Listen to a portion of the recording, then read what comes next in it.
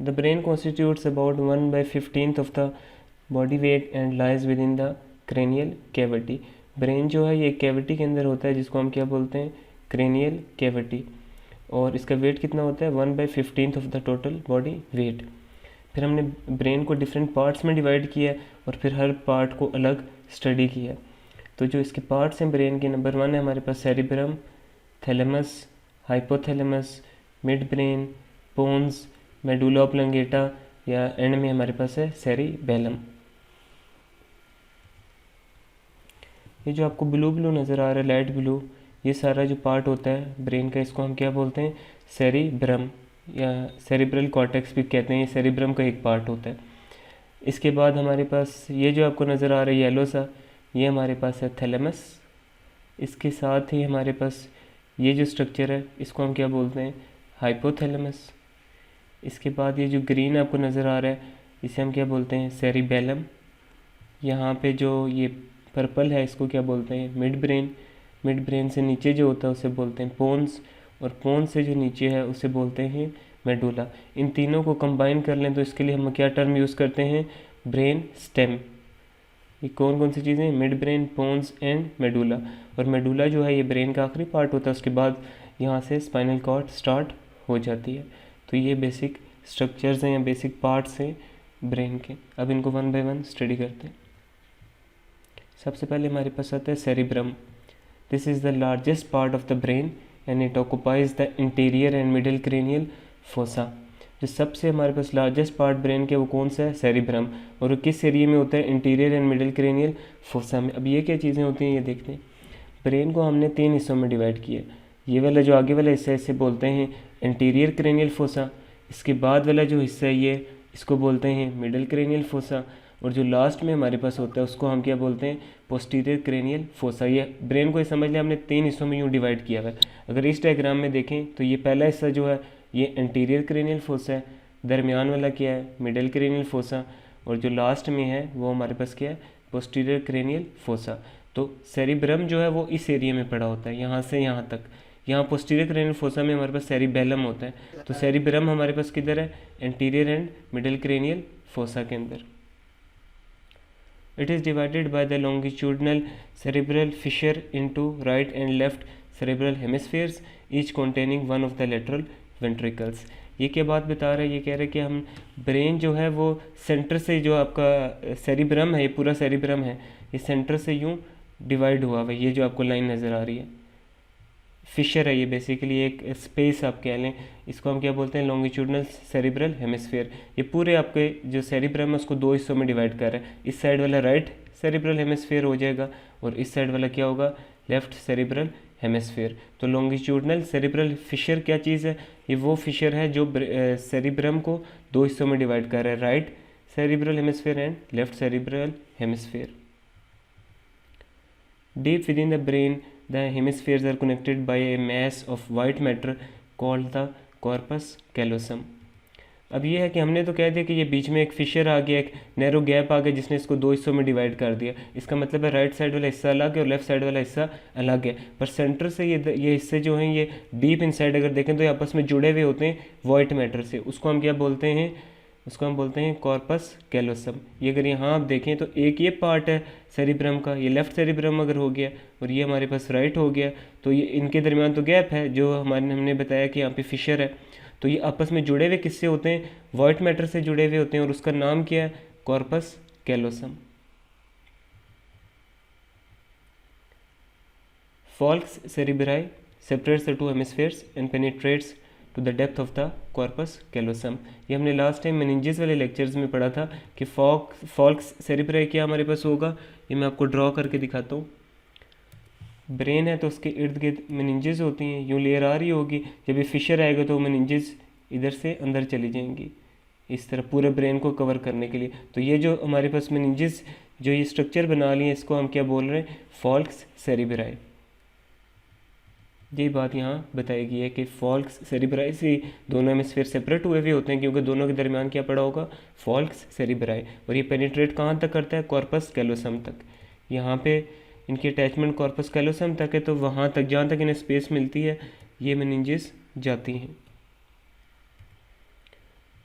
The superficial peripheral part of the cerebrum is composed of grey matter forming the cerebral cortex and the deeper layers consist of white matter. अगर मेरे पास ये cerebrum है तो इसका जो peripheral area होगा वो किसका बना हुआ होगा, ग्रे मैटर का, पेरिफेरल जो किनारों पे एरिया होता है। और इसको हम क्या नाम देते हैं, सेरिब्रल कॉर्टेक्स, जो पेरिफेरी में ये जो एरिया होगा। और जो सेंटर में है वो हमारे पास इसमें वाइट मैटर होता है। The cerebral cortex shows many infoldings और फरोज ऑफ वेरिंग डेप्थ। अब सेरिब्रल कॉर्टेक्स आपको यूँ सीधा नहीं होता बल्कि इस शेप में हो रहा होता है, यूँ फोल्डिंग्स हुई हुई होती हैं पूरे सेरिब्रल कॉर्टेक्स में। The exposed areas of the folds are the gyri convolutions and these are separated by sulci fissures। ये मैं आपको डायग्राम से दिखाता हूँ। ये हमारे पास सेरिब्रल कॉर्टेक्स होती है जो हमारे पास पेरिफेरी होती है सेरिब्रम की, ये इस तरह होते हैं। अब ये जो फोल्डिंग्स जो बनाए गई है, अगर आप इसको देखें तो इसमें फोल्डिंग्स हैं, प्लेन स्ट्रक्चर नहीं है, इस तरह की फोल्डिंग्स हैं। तो ये फोल्डिंग्स होंगी वो यूँ बनेंगी इस शेप की कुछ। तो ये जो ऊपर वाला हिस्सा होगा इसे हम क्या बोलते हैं, जायरस। और जो इसके दरमियान वाला हिस्सा होगा, दो जायरस के दरमियान ये जो गैप वाला हिस्सा है, इसको हम क्या बोल रहे हैं, सल्कस। तो दो चीज़ें हमने पढ़ी, जायरस एंड सल्कस। जायरस ऊपर वाले हिस्से को कहेंगे एंड सल्कस नीचे वाले हिस्से को। जी सर, जब हमने लास्ट लेक्चर्स लिए थे उसमें आपने बताया था ग्रे मैटर सेल बॉडीज का होता है, मतलब जी बना होता है। और जी सर अभी आप बता रहे हैं कि वो फोल्डिंग्स होते हैं। नहीं, ये देखिए अब मैंने वो ये चीज़ होती है, ये हमारे पास है ना। तो हमने क्या बात की कि भाई ये अगर ब्रेन है तो सेंटर से ये वाइट मैटर का बना हुआ होगा और पेरिफेरी से ग्रे।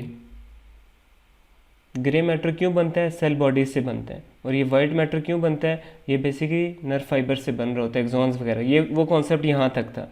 यहाँ जो बात हो रही है वो ये बात हो रही है, अब ये ग्रे मैटर बन तो रहा है पर जो इसके ऊपर का जो स्ट्रक्चर है वो यूँ सीधा नहीं है बल्कि उसमें यूँ फोल्डिंग्स वगैरह है, इसका सरफेस एरिया बढ़ाने के लिए। अब उन फोल्डिंग्स को हमने फर्दर ज़्यादा बेहतर समझने के लिए कह दिया, जो ऊपर वाली हमारे पास फोल्डिंग होगी उसे हम क्या बोलेंगे, जायरस। और जो बीच में दो जायरस के दरमियान होगी जगह उसको क्या बोलेंगे, सल्कस। ये तो इस स्ट्रक्चर को अंडरस्टैंड करने के लिए हमने बोला है। वरना अगर इस तरह अगर मैं देखूँ तो ये वाला जो इसका बार बार वाला हिस्सा है तो ये ग्रे मैटर ही होगा, सेल बॉडी से ही बना हुआ होगा। क्लियर हुआ आप कुछ? जी सर। अच्छा, ये दो कॉन्सेप्ट हो गए जायरस एंड सल्कस के। उसके बाद ये क्यों होती हैं कन्वोल्यूशंस, ये इसलिए होती हैं ताकि सरफेस एरिया सेरिब्रम का बढ़ा सकें। For descriptive purposes, each hemisphere of the cerebrum is divided into lobes which take the names of the bones of cranium under which they lie। फिर हमने सेरिब्रम को क्या किया, सेरिब्रम को चार हिस्सों में डिवाइड कर दिया। एक फ्रंटल लोब है जो सामने की तरफ होगा, ऑसिपिटल लोब जो बैक साइड पे होगा, जो साइडों पे हमारे पास होंगे वो पैराइटल एंड टेम्पोरल लोब। तो सेरिब्रम के चार लोब्स होते हैं, इस डायग्राम में दिखाया जा रहा है। जो सामने वाला है उसको हम क्या बोल रहे हैं, फ्रंटल लोब। जो पीछे वाला है वो उसे क्या बोलते हैं, ऑसिपिटल लोब। ये जो ऊपर वाला सेंटर में होगा इसे बोलेंगे पैराइटल लोब। और जो इधर नीचे वाला लोब है इसको हम क्या बोलते हैं, टेम्पोरल लोब। जो हम देखते हैं जो हमारी आई साइड है उसके सेंटर्स यहाँ पड़े होते हैं बिल्कुल।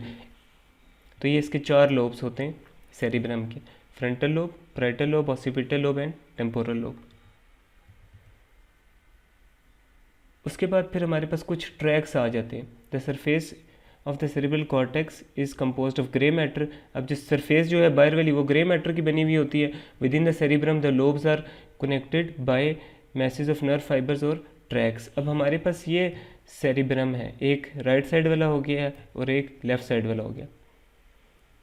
अब इस सेरिब्रम के दरमियान में डिफरेंट कनेक्शंस हैं। वो कनेक्शंस किससे हैं, वाइट मैटर से हैं, जिसको हम क्या बोल रहे हैं, ट्रैक्स बोल रहे हैं। ये ट्रैक्स कौन कौन से होते हैं, तीन तरह के होते हैं। एक हमारे पास है एसोसिएशन या आर्कुएट ट्रैक्स, दूसरा है कमिश्रल ट्रैक्स और तीसरा है प्रोजेक्शन ट्रैक्स।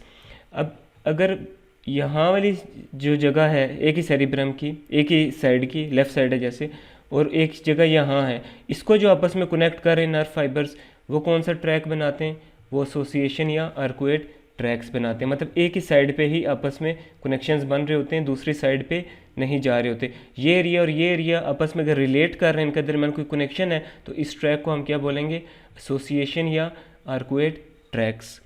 नंबर 2 हमारे पास क्या है, कमिश्रल ट्रैक्स। कमिश्रल ट्रैक्स ये होता है कि एक यहाँ हिस्सा होगा, और एक हिस्सा यहाँ होगा।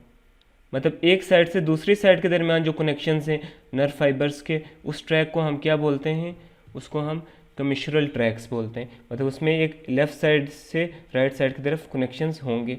एसोसिएशन जो ऊपर था आर्कुएट ट्रैक्स, वो सेम साइड पे कनेक्शंस थे, और कमिश्रल में हमारे पास क्या है, ऑपोजिट साइड पे हैं कनेक्शंस। लास्ट हमारे पास होते हैं प्रोजेक्शन ट्रैक्स। आपको पता है कि ब्रेन के बाद नीचे हमारे पास यहाँ स्पाइनल कॉर्ड होती है, तो वो ट्रैक्स जो सेरिब्रम से नीचे जाके इधर स्पाइनल कॉर्ड से कहीं से रिलेट कर रहे हैं, उनको हम क्या, इन ट्रैक्स को हम क्या बोलते हैं, प्रोजेक्शन ट्रैक्स। तो हमारे पास 3 ट्रैक्स थे। एसोसिएशन ट्रैक्स जो एक ही पार्ट में डिफरेंट एरियाज जो हैं आपस में कनेक्टेड हैं। कमिश्रल ट्रैक्स जो डिफरेंट सेरिब्रम के जो राइट एंड लेफ्ट जो हमारे पास सेरिब्रल हेमिस्फीयर है वो आपस में कनेक्टेड हैं, और उसके बाद प्रोजेक्शन किया नीचे स्पाइनल कॉर्ड से कनेक्टेड होते हैं। तो ये 3 ट्रैक्स होते हैं, इनको हम कंबाइनली क्या बोलते हैं, सेरिब्रल ट्रैक्स। इसको भी मैं आपको पिक्चर से भी दिखा देता हूँ। ये एक पिक्चर है, यहाँ आप देखें तो ये हमारे पास एक लोब है, एक वो हेमिस्फीयर है सेरिब्रम का, ये वाला हिस्सा, और दूसरा हमारे पास ये वाला हिस्सा है।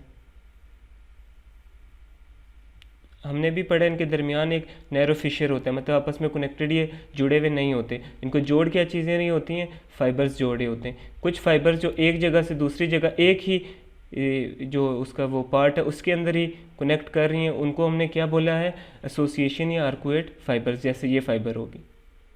फिर दूसरी है कमिश्रल, वो क्या है, ये ग्रीन वाले, एक पार्ट से दूसरे पार्ट तक कनेक्टेड है, लेफ्ट सेरिब्रल हेमिस्फीयर से राइट सेरिब्रल हेमिस्फीयर तक। और उसके बाद हमारे पास एक और प्रोजेक्शन है जो ऊपर सेरिब्रम से लेके नीचे स्पाइनल कॉर्ड तक जाते हैं। इनको हमने क्या किया, ये प्रोजेक्शन ट्रैक्स हैं। तो 3 ट्रैक्स हमें मिलते हैं, और इन्हें कंबाइनली हम क्या कहते हैं, सेरिब्रल ट्रैक्स। तो यहाँ तक हमारा ये सेरिब्रम कंप्लीट हो गया। सेरिब्रम को अगर हम एक क्विक रिवीजन दें, इसमें हमने क्या चीज़ पढ़ी है। पहली बात, लार्जेस्ट पार्ट है, किधर होता है, anterior and middle cranial fossa में। दरमियान में एक फिशर है जिसे हम क्या बोल रहे हैं, लॉन्गिट्यूडनल सेरिब्रल फिशर। और दोनों कनेक्टेड कैसे हैं, एक स्ट्रक्चर से हैं, उसको हम क्या बोलते हैं, कॉर्पस कैलोसम। आगे इधर जाएं तो इसका एक सुपरफिशियल पार्ट होता है जो ग्रे मैटर से बना हुआ है, जिसे हम क्या बोल रहे हैं, सेरेब्रल कॉर्टेक्स। डीपर हमारे पास क्या है, वाइट मैटर। और फिर इसके हमारे पास फोल्ड्स होते हैं, सरफेस स्मूथ नहीं होती, फोल्ड्स होते हैं। एक्सपोज सरफेस को जायरस कहते हैं, और जो अंदर की तरफ सरफेसेस होती हैं उन्हें हम क्या कहते हैं, सल्काई। इनका काम क्या है, सरफेस एरिया सेरिब्रम का बढ़ाती हैं। उसके बाद इसके 4 लोब्स थे, frontal, parietal, temporal and occipital. और फिर हमने सेरेब्रल ट्रैक्स 3 पढ़े। एसोसिएशन जो एक ही एरिया में कनेक्ट कर रहे हैं, कमिश्रल जो एक से दूसरे एरिया में जाके कनेक्ट करते हैं, और फिर प्रोजेक्शन जो नीचे स्पाइनल कॉर्ड तक आते हैं। तो यहाँ तक हमने सेरिब्रम जो है वो जो लार्जेस्ट पार्ट है ब्रेन का वो कवर कर लिया। नेक्स्ट हमारे पास टर्म आती है डाइनसेफेलॉन। डाइनसेफेलॉन हम किसके लिए यूज़ करते हैं, थैलेमस एंड हाइपोथैलेमस के लिए। This part of the brain connects the cerebrum and the mid brain. Cerebrum ऊपर होता है, उसके बाद डायनसेफेलॉन होता है, उसके नीचे फिर मिड ब्रेन होता है। तो डायनसेफेलॉन का क्या काम है, ये सेरिब्रम और मिड ब्रेन को आपस में कनेक्ट करवा रहा होता है। It consists of several structures situated around the third ventricle, the main ones being the thalamus and hypothalamus which are considered here. Main structures में मैंने जैसे आपको बताया थैलेमस एंड हाइपोथैलेमस आते हैं। डायनसेफेलॉन में कौन से स्ट्रक्चर्स आते हैं, जो थर्ड वेंट्रिकल के आगे पीछे हों। लास्ट हमने लेक्चर में पढ़ा था कि ब्रेन में 4 वेंट्रिकल्स होते हैं, तो थर्ड वेंट्रिकल्स के जो आगे पीछे स्ट्रक्चर्स हैं वो डायनसेफेलॉन में आते हैं। मेन उसमें है thalamus and hypothalamus. The pineal gland and the optic chiasma are situated there. ये भी 2 स्ट्रक्चर्स यहीं पे प्रेजेंट होते हैं। ये हमारे पास है तस्वीर, एक ब्रेन के साइड व्यू हमें दिखाया गया जिसमें डिफरेंट स्ट्रक्चर्स डायनसेफेलॉन के दिखाए जा रहे हैं। ये जो ग्रीन है ये हमारे पास है थैलेमस, ये जो आपको यहाँ नज़र आ रहा है ऑरेंज सा ये है हाइपोथैलेमस। हाइपोथैलेमस किधर होता है, थैलेमस के नीचे और थोड़ा सा आगे वाली साइड। थैलेमस से नीचे हमारे पास क्या है, पिट्यूटरी ग्लैंड, और इसके पीछे थैलेमस के हमारे पास क्या होता है, पाइनियल ग्लैंड। तो ये स्ट्रक्चर्स हमारे पास क्या बना रहे होते हैं, डायनसेफेलॉन। मेनली कौन कौन से हमारे पास, थैलेमस एंड हाइपोथैलेमस। हम इन्हीं 2 को आगे डिस्कस करेंगे। अब इसके ऊपर सेरिब्रम है और नीचे वाला एरिया ये जो है ये हमारे पास मिड ब्रेन है। तो ये क्या करता है, हमारे पास जो डायनसेफेलॉन है ये सेरिब्रम को कनेक्ट कराता है मिड ब्रेन के साथ। अब थैलेमस क्या है? This consist of two masses of grey and white matter situated within the cerebral hemispheres just below the corpus callosum. Corpus callosum अभी हमने पढ़ा है कि जो दोनों सेरिब्रल हेमिस्फीयर्स को ज्वाइन कर रहा होता है, उसके नीचे होता है thalamus, one on each side of the third ventricle. Third ventricle की एक दाईं साइड होगा और एक बाईं साइड होगा, दो मैसेज होते हैं थैलेमस के। ये यहाँ पे आपको ये थैलेमस दिखाया जा रहा है। ये जो हमारे पास ये होता है कॉर्पस कैलोसम, तो इसके नीचे हमारे पास यहाँ थैलेमस प्रेजेंट होता है। Next, hypothalamus. The hypothalamus is a small but important structure that which weighs around 7 gram and consists of a number of nuclei. It is situated below and in front of the thalamus immediately above the pituitary gland. अब ये किधर पड़ा हुआ होता है hypothalamus? Thalamus के नीचे और थैलेमस से थोड़ा सा आगे और पिट्यूटरी ग्लैंड के ऊपर। तो ये इस तरह आपने इसकी ये जो पोजीशन है ये याद रखनी है, थैलेमस से नीचे और आगे और पिट्यूटरी ग्लैंड से ऊपर। The hypothalamus is linked to the posterior lobe of the pituitary gland by nerve fibers and to the interior lobe by a complex system of blood vessels. ये हमने endocrine glands में detail में discuss किया था। Through these connections, the hypothalamus controls the output of hormones from both lobes of the pituitary gland. ये hypothalamus है, तो इसके साथ ही यहाँ हमारे पास पिट्यूटरी ग्लैंड शुरू हो जाता है। तो यहाँ तक हमारा ये डायनसेफेलॉन ख़त्म हो गया। डायनसेफेलॉन में क्या क्या था? थैलेमस था और हाइपोथैलेमस था। नेक्स्ट पार्ट हमारे पास ब्रेन स्टेम आ गई। ब्रेन स्टेम में हमने क्या 3 स्ट्रक्चर्स होते हैं, मिड ब्रेन्स होते हैं, पोन्स होते हैं और मेडुला होता है। तो मिड ब्रेन को देखते हैं। The mid brain is the area of the brain situated around the cerebral aqueduct. ये एक स्ट्रक्चर है सेरिब्रल इक्विडक्ट, उसके इर्द गिर्द हमारे पास क्या होता है? मिड ब्रेन होता है। Between the cerebrum above and the pons below. अब ये हमारे पास ऊपर सेरिब्रम पड़ा हुआ है, यहाँ से ब्रेन स्टेम शुरू होगी। तो सबसे पहला हमारे पास उसका जो स्ट्रक्चर है वो क्या है? Mid brain. और मिड ब्रेन से नीचे पोन्स होता है। तो मिड ब्रेन किधर प्रेजेंट है? सेरिब्रम के नीचे और पोन्स के ऊपर। It consists of nuclei and nerve fibers tracks which connect the cerebrum with lower parts of the brain and with the spinal cord. इसमें न्यूक्लियर नर्व फाइबर्स होते हैं जो बेसिकली ब्रेन को और स्पाइनल कॉर्ड के दरमियान कनेक्शंस के तौर पे काम कर रहे होते हैं। The nuclei act as relay stations for the ascending and descending nerve fibres. Spinal cord से कोई भी फाइबर जा रही होगी तो मिड ब्रेन उसको चेक करके आगे भेजेगा। इसी तरह ब्रेन से कोई फाइबर आ रही है तो मिड ब्रेन उसको चेक करके नीचे आगे स्पाइनल कॉर्ड में भेजता है। तो ये इसका फंक्शन होता है मिड ब्रेन का। ये आपको दिखाया जा रहा है। ये यहाँ पे हमारे पास मिड ब्रेन है, ऊपर हमारे पास सेरिब्रम है और नीचे इसके फिर पोन्स शुरू हो जाते हैं, देन मेडुला। तो ये किधर मिड ब्रेन पड़ा होगा? सेरिब्रम के नीचे और पोन्स के ऊपर। ये सेरिब्रल इक्विडक्ट एक स्ट्रक्चर है, इसके अराउंड जो रीजन होता है उसको हम क्या बोलते हैं? Mid brain. नेक्स्ट हमारे पास सेकंड जो स्ट्रक्चर है ब्रेन स्टेम का, उसको हमने क्या नाम दिया है? Pons. The pons is situated in front of the cerebellum below the mid brain. अब मिड ब्रेन के नीचे हमारे पास क्या आगे? पोन्स आगे, सेरिबेलम के आगे आगे, and above the medulla oblongata. Medulla के ये ऊपर होंगे। पहले इसको डायग्राम से देखते हैं। ये हमारे पास पोन्स है, आगे मैं देखता हूँ कोई डायग्राम हो। ये सही है, ये पोन्स है। तो इसके ऊपर हमारे पास क्या है? Mid brain. तो ये पोन्स किधर पड़े हुए? मिड ब्रेन के नीचे, मेडुला के ऊपर और सेरिबेलम के सामने। ये इसकी स्ट्रक्चरल पोजीशन है। दोबारा देखें, मिड ब्रेन से नीचे, मेडुला से ऊपर और सेरिबेलम के आगे।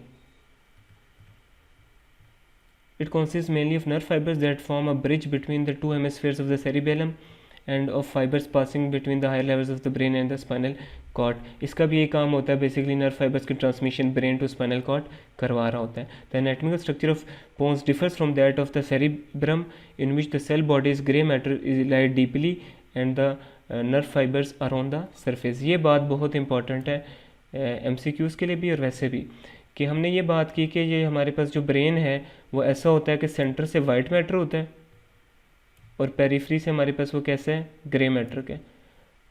पोन्स जो ब्रेन का पार्ट ही है, इसका ऑपोजिट स्ट्रक्चर है। इसका स्ट्रक्चर कैसे है कि ग्रे मैटर सेंटर में आ जाएगा और पेरिफ्री में हमारे पास क्या होगा? वाइट मैटर, जैसा हमें स्पाइनल कॉर्ड में नज़र आता है। नेक्स्ट पार्ट जो है वो हमारे पास मेडुला ऑब्लंगेटा है। अब ये क्या है, द मेडुला ऑब्लंगेटा और सिंपली द मेडुला भी इसको कहते हैं, extends from the pons above and is continuous with the spinal cord below. इसके अब मेडुला के ऊपर क्या हमारे पास आ जाएगा, पोन्स आ जाएगा और नीचे हमारे पास क्या होगा, spinal cord. It is about 2.5 centimeter long and it lies just within the cranium above the foramen magnum. foramen magnum हमने लास्ट लेक्चर में पढ़ा था कि ये बेस ऑफ स्कल पे एक होल होता है, तो ये उससे ऊपर होता है मेडुला, क्योंकि foramen magnum से नीचे हमारे पास स्पाइनल कॉर्ड स्टार्ट हो जाती है। और इसकी लेंथ कितनी है, 2.5 centimetre. The outer aspect is composed of white matter which passes between the brain and the spinal cord and the grey matter which lies centrally. इसमें भी यूँ है कि grey matter सेंटर में और white matter पेरिफेरी में है। The medulla oblongata has several special features. अब medulla oblongata के कुछ special features हैं, वो क्या हैं उसको देख लेते हैं। Decussation crossing of the pyramids. अब ये क्या चीज़ है, देखते हैं इसको। In the medulla, motor nerves descending from the motor area and the cerebrum to the spinal cord in the pyramidal corticospinal tracts cross from one side to the other. This means that the left hemisphere of the cerebrum controls the right half of the body and vice versa. These tracks are the main pathway of skeletal voluntary muscles. ये क्या बात बता रहा है, ये बता रहा है कि अगर ये आपका ब्रेन है, ये उसका मैंने बनाया है सेरिबेरम, और उसके बाद नीचे ये ब्रेन स्टेम शुरू होगी, और ये पार्ट हमारे पास जो था, ये लेट्स सपोज ये पार्ट हमारे पास मेडुला है। अब हमने एक न्यूरॉन के स्ट्रक्चर में पढ़ा था कि पहले हमारे पास रिसेप्टर होते हैं जो सेंस करते हैं, वो चीज़ फिर ऊपर जाती है, फिर यहाँ से ब्रेन रिस्पांस भेजता है। ब्रेन जिन फाइबर से रिस्पांस भेजता है उसको हम कहते हैं मोटर फाइबर्स। तो मोटर फाइबर्स जो इस ट्रैक की हों, पैरामिडल या कॉर्टिकोस्पाइनल ट्रैक की, वो जब ये नीचे आ रही होती हैं ब्रेन से, अब जैसे ये है, ये लेट्स सपोज राइट साइड है हमारे पास और ये हमारे पास लेफ़्ट साइड है, तो जो राइट साइड से फाइबर्स आ रही होंगी, सीधी आ रही हैं, जैसे वो मेडुला के लेवल पे पहुंचेंगी तो वो लेफ़्ट साइड पे कन्वर्ट हो जाएंगी। इसी तरह जो लेफ़्ट साइड से रिस्पांस आ रहा है, वो आ रहा तो सीधा है, जैसे ही मेडुला के लेवल पे पहुंचेगा तो वो क्रॉस होके राइट साइड पे चला जाएगा। इसका क्या मतलब हुआ, इसका मतलब ये हुआ कि अगर कोई राइट साइड पे आपकी किसी वॉलेंट्री मसल को या किसी मूवमेंट को कंट्रोल करना है, उसके फाइबर्स किधर से आ रहे होते हैं, left side of the cerebrum से आ रहे होते हैं। और जो अगर आपके लेफ़्ट साइड पे कोई काम है, कोई फंक्शन है जिसे कंट्रोल करना है, वॉलंटरी फंक्शन है, किसी मसल ने कॉन्ट्रैक्ट करना है, उसके फाइबर्स किधर से आ रहे होते हैं, राइट साइड से। तो ये ब्रेन में ऑपोजिट होता है, हमारी जो लेफ़्ट साइड है उसे कंट्रोल कौन कर रहा है, right side of the brain, और जो right side of the body है उसे कौन कंट्रोल कर रहा है, left side of the brain. तो इसको ये जो क्रॉसिंग होती है, इसके लिए हम क्या टर्मिनोलॉजी यूज़ करते हैं, डिकसेशन। तो ये किस लेवल पे हो रही होती है, मेडुला के लेवल पे हो रही होती है। यहाँ पे भी आपको ये दिखा रहे हैं कि ये हमारे पास मोटर फाइबर्स आए तो मेडुला के लेवल पे क्रॉस होके इस साइड चलेगी, इसी तरह ये आए तो ये क्रॉस होके इधर चलेगी। कुछ फाइबर्स होते हैं जो सेम साइड पे जाते हैं, पर ज़्यादातर कौन से हैं जो अपोजिट साइड पे डिकसेट कर जाते हैं। ये तो मोटर फाइबर्स की बात हुई। इसी तरह सेंसरी डिकसेशन भी होती है। Some of the sensory nerves ascending to the cerebrum from the spinal cord cross from one side to the other in the medulla, other decussates lower down in the spinal cord. कुछ जो हैं spinal cord में lower के decussate होते हैं, कुछ जो हैं वो यूँ आ रहे होंगे फाइबर्स, सेंसरी फाइबर्स, तो मेडुला के लेवल पे वो इस तरफ चले जाएंगे, ऑपोजिट साइड पे डिकसेट हो जाएंगे, क्रॉस कर जाएंगे। अब जो लास्ट पार्ट है हमारा, उसको हम क्या बोलते हैं, cerebellum. The cerebellum is situated behind the pons and immediately below the posterior portion of the cerebrum, occupying the posterior cranial fossa. Cerebellum हमारे पास किधर है, cerebellum हमारे पास pons के पीछे होता है। ये मैं आपको डायग्राम से दिखाता हूँ। ये है हमारे पास cerebellum, तो ये किधर है, pons के पीछे है, cerebrum के posterior surface के नीचे, और यहाँ जो रीजन है उसको हम क्या बोलते हैं, posterior cranial fossa।